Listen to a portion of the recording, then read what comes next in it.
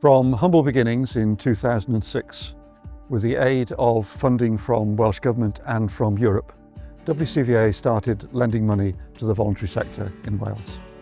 Since then, what has gone to become Social Investment Cymru have lent more than £20 million to more than 300 organisations, many of whom have come back time and again for further loans. We've funded all kinds of businesses, from community halls to downhill mountain bike centres.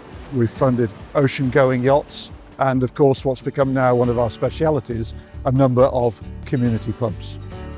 That £20 million is still out there doing some great stuff, great work and having great impact all across Wales. So it's appropriate to say thank you to the late Walter Dickey and to Phil Fiander, who kicked it all off and made all this possible. So here we are, 20 years on, and I think we can say pen blwydd hapus I ni. Pen blwydd hapus! Pen blwydd hapus! Pen blwydd hapus! Diolch am bob cymorth.